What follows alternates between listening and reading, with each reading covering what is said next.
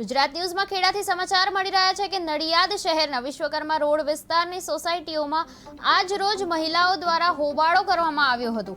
વિસ્તારમાં ગટર લાઇનના કામના કારણે મુખ્ય માર્ગ બંધ કરી દેવાયો છે, જેના પરિણામે વાહનો ખાસ કરીને ડમ્પર અને મોટા વાહનો રહેણાંક સોસાયટીના રસ્તા પરથી પસાર થઈ રહ્યા છે। આ વાહનોના કારણે સોસાયટીમાં રમતા બાળકોને અડફેટે લેવાના બનાવો બની ચૂક્યા છે અને સાથે સાથે ગટર લાઇનના ઢાંકણા પણ તૂટી ગયા છે। સ્ટ્રીટ લાઇટને પણ નુકસાન પહોંચે છે।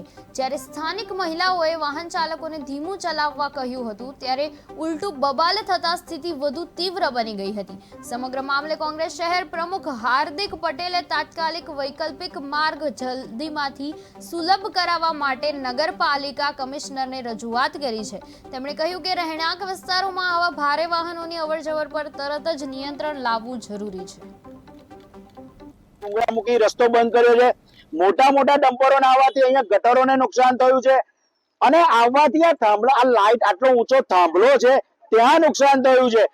સરકાર, નડિયાદ મહાનગરપાલિકાના કમિશનર સાહેબને મારી નમ્ર વિનંતી છે કે આ વિશે આપ ખૂબ અત્યારે અગત્યનો નિર્ણય લઈ અહીંયા મહાનગરપાલિકાના જવાબદાર અધિકારીને મૂકવા જરૂરી છે, કારણ કે આ સમસ્યાનું નિરાકરણ વહેલું આવે તે કરવું જરૂરી છે। અને પ્રજા ખૂબ હેરાન છે, કારણ કે વૈકલ્પિક વ્યવસ્થા મળતી નથી અને જ્યારે આજે એમની પર્સનલ સોસાયટીમાંથી લોકોની અવરજવર થાય, આજે આટલા બધા લોકોનો આક્રોશ છે, એનો મતલબ કે એ લોકો હેરાન છે। આજે એ લોકોએ મને બોલાયો છે અને અમે આપના માધ્યમથી મહાનગરપાલિકાના કમિશનરશ્રીને નમ્ર રજૂઆત કરીએ છીએ કે તાત્કાલિક ધોરણ પર આનો નિરાકરણ લાવશો, આનો નિકાલ લાવશો। માલતીબેન વિશાલભાઈ પીઠવા।